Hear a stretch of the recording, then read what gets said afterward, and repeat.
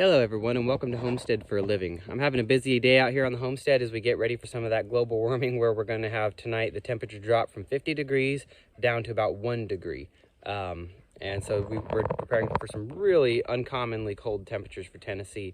And that means a lot of preparation on the homestead. But I just wanted to show one little example of something I'm doing because I thought it might be an idea that some people might find useful, which is I'm using my compost pile. This is a really big hot compost pile as a heat source.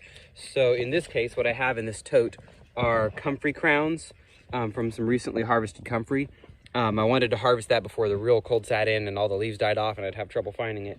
But that leaves me with the problem of keeping those roots warm enough. In 1 degrees, I'm not confident that they're going to survive that.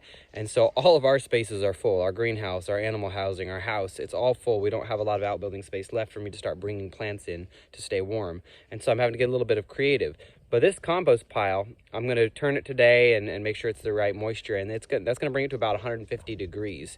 Even throughout this cold snap, it'll be covered up and it'll just be generating heat. So this is nothing new. There's a lot of cool stuff out there people do with compost.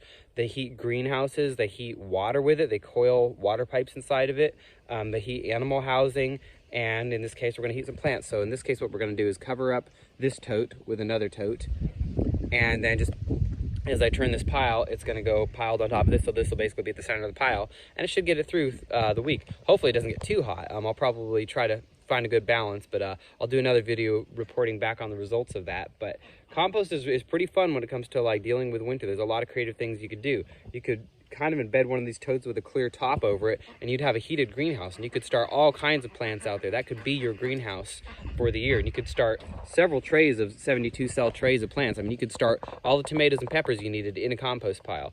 If we find time later this spring, maybe we'll try that. That'd be kind of fun. But just wanted to throw that note out there in case anybody's trying to keep stuff warm. If you are anywhere in the South right now, I would be preparing for this cold. Make sure you've got some backup heating plans for your home.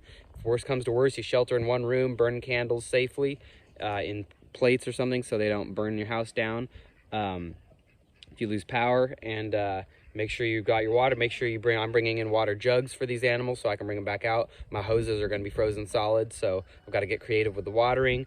We're getting creative with the housing. We're putting hay in every nook and crevice to make sure there's no air leaving these things. And stepping up feed rations. That's one of the biggest things you can do to get animals through a really bad cold snap is step up the feed rations. They are designed to generate heat. You give them more food, they'll generate more heat. Don't forget about those hose fixtures, leave the water dripping, all of the cold weather things, because some of these cold snaps can be no joke. And I know throughout the Southeast and really throughout most of the country, it's going to be a cold one. So stay warm out there, y'all, and happy homesteading.